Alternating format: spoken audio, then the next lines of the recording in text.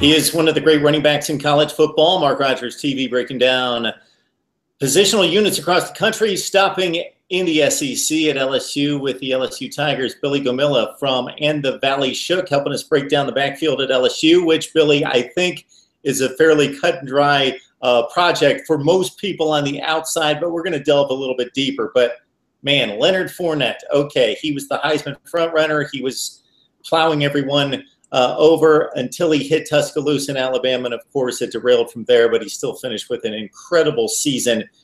He's basically at this point going into his junior season kind of carving out a legendary SEC career. Absolutely. He's within real striking distance of just about every major record. I think if he can get over the 2,000-yard mark, he'll be very near the all-time leading rushing record. I think the touchdowns are a little out of reach. I thought Tim Tebow had so many of those. I think he put the rushing touchdown record kind of out of reach. But he only needs, I think, 1,500 or 1,600 yards to break LSU's all-time leading mark in just 3 years. And I think if he can push 2,000, I don't remember the exact number, but he'll be really close. He'll be closing in on, I believe, who has the record for the SEC. Hey, Billy, we know Leonard Fournette could gain, as you mentioned, 1,500 yards roughly is going to get him to the #1 spot on the all-time school list. In regards to, though, historic stuff, Heisman Trophy winning stuff, what do you think he needs to do? Is the offensive line ready to have that kind of season? I think so. I mean, they were pretty close to ready last year. I think they just need to be a little more consistent, and just the wins have to follow. You know, I think there's no doubt that LSU will have to be in the playoff conversation. They're in a weird spot where, you know, something that we're going to have to talk about on ATVS later this summer is how do you manage Fournette's carries going forward in terms of trying to protect his pro career a little bit. And, you know, it's important to win. You know, he had 300-some carries last year, another 18 catches. As much as you don't want to talk about not giving him the ball when he's that good, if there were a way, I think, to maybe kind of streamline his carries a little bit, I think that'd be a good thing. And, you know, maybe you can get him that same yardage figure on maybe 20, 30 less carries, 40 less carries.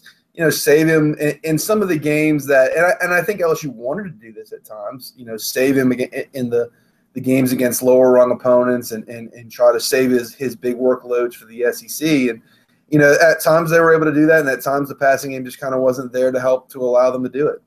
And, Billy, it's a worthwhile point that you're making, because hopefully the Heisman trophies are doing their research, the voters, and looking past just the sheer numbers, because he could have a better or just as good campaign gaining 1,700 or 1,800 yards and sitting out the blowout stretches of the second half of some games than he will having 2,100, 2,200 yards and a couple more touchdowns playing and carrying the ball 30, 35 times when he doesn't have to. So it's going to come down to stats, but he's most likely, unless something unforeseen happens, it's going to have those type of numbers. But it's going to be, big plays in big games and winning double-digit games at LSU and contending for an SEC championship for Leonard Fournette. And as a sidebar, he was third on the team in receptions, as you well know, so he could make his way into the passing game a little bit more with the improvement of Brandon Harris, hopefully.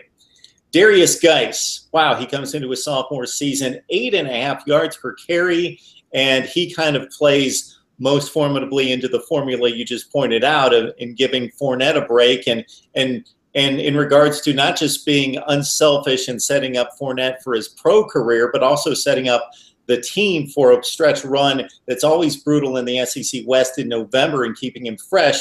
Derrius Guice is going to be a key factor in that. Absolutely. Derrius Guice came in with a lot of, hype and met it really quick. He had the big game. I believe he broke the actual freshman rushing record for LSU against, I think, South Carolina. You know, and he's a different kind of back from Fournette, even though despite being, a bigger guy, a 220-pound guy, he's kind of more that classic kind of swivel-hipped kind of all-purpose back, really good kick returner, catch the ball out of the backfield. I could see him kind of maybe even pushing to be that number 3 kind of target It's going to be important for him to kind of give Fournette some relief and give LSU another weapon. You know, Fournette breaks a long run and you know, needs to go get a blow on the sideline, and then they can put Guice in, and he can still get those tough yards in between the tackles and break things outside and make some big plays. And you know, I would look for him to get somewhere in that. He had, I think, right at around 250, 300 yards last year. I would expect him to maybe push for 400 or 500 in that relief role to set up a big role as the lead back in 2017 when Fournette goes pro. Yes, you mentioned Guice at that South Carolina game, 161 on the ground with a touchdown there. Darrell Williams, coming into his junior season, ran for about 5 yards per carry, scored 4 touchdowns, gained yardage in 3 specific games, 10-plus carries, double-digit carries against South Carolina, Eastern Michigan, and Mississippi State. So past the 2 studs, can you kind of set us up for what LSU has in the backfield? Darrell Williams, another big back, same class as Fournette. Big 230-pound kind of bruiser type, can eat up some of those short yardage carries, plays a little bit of fullback and can get some carries out of that set. You know, without Guice, he would have probably had a bigger role last year. He probably would have helped maybe, you know, kind of eat up some fourth quarter carries and take some load off Fournette. He's a guy that, you know, looking forward, maybe can stick around if he wants to stick around beyond his 3rd year, which, you know, it's tough to do for a running back because you only have so many carries and you want to try and get to the NFL and get paid for those carries while you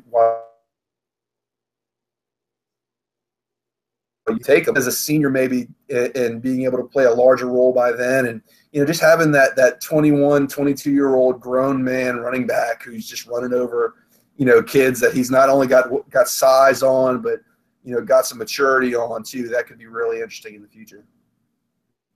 Billy Gomila from And the Valley Shook with SB Nation joining us to break down the backfield at LSU. We actually get to talk about a fullback. I rarely get to do that, Billy, so we're going to break it down with the lead guy that gets to show up in a lot of highlight reels for Leonard Fournette, which is a good thing. So you got a couple fullbacks that are going to play and look to be very solid at their spot. I love fullbacks, you know. If you're, I'm a big Game of Thrones fan, and that was a big thing in the most recent episode. Not the most recent one, the giant running through the castle gate and, you know, helping take back Winterfell was like, oh, you know, they're like fullbacks. Gotta love fullbacks. But LSU's got 2 pretty good ones. John David Moore, former walk-on tight end, moved to fullback. No one really knew what to expect from him, and he came through and had a great first half of 2015. You know, not that dominating pile driving, I'm going to knock you on your butt kind of blocker, but very technically sound, very fundamentally sound, never misses an assignment, just cleans guys up. And I think Fournette called him his headlight. And, you know, the rushing offense was definitely better when he was in the lineup. You know, I don't think that's a coincidence. He went down with a knee injury in the South Carolina game, tried to come back against Alabama, couldn't quite do it. And then after that, there was a true freshman named Brakithan Mouton who, you know, is a little more physical, a little bigger, and a little more the classic fullback build. You know, more being a converted tight end is kind of tall and skinny for a fullback. I mean, he's 240 pounds, so, you know, that's relative. But not that short, squatty, you know, muscled up guy the way Mouton is. And Mouton struggled at times, especially with his assignments. Sometimes he didn't always go in the right hole, didn't always hit the right guy. You know, gave a little bit more of a physical presence. But he cleaned up the season well. He did well in the Texas A&M game. He did really well in the bowl game. And he had a nice spring. So I think, you know, that gives him a good 1-2 punch at fullback. And, you know, it's one thing to be able to have 2 different backs to wear a team down. But when you've also got 2 different lead blockers, I think that adds another dimension to the physicality that you can have in your running game. Yeah, Billy, at like 10 or 15 years old as a football fan, I never thought I would miss watching fullbacks. But so much spread offense out there. Everybody looks the same. I love to see a pro set, love to see the I formation, the fullback lead blocker. And they're probably actually, from a recruiting standpoint, kind of difficult not extremely difficult, but tougher to find than they were 10 or 15 years ago when you're out there on the recruiting trail. So LSU, it all starts with Leonard Fournette. We'll see if we know, barring injury, it's going to be an exceptional season for him, but is it going to be a historic Heisman-type season for Leonard Fournette? That obviously goes well beyond his sphere of influence. It's going to speak to how many games they win, big plays in big situations, and highlight real stuff that's going to grab attention and stay in voters' memories. Billy Gomila from And the Valley Shook on SB Nation's platform for LSU Sports. Billy, we appreciate it.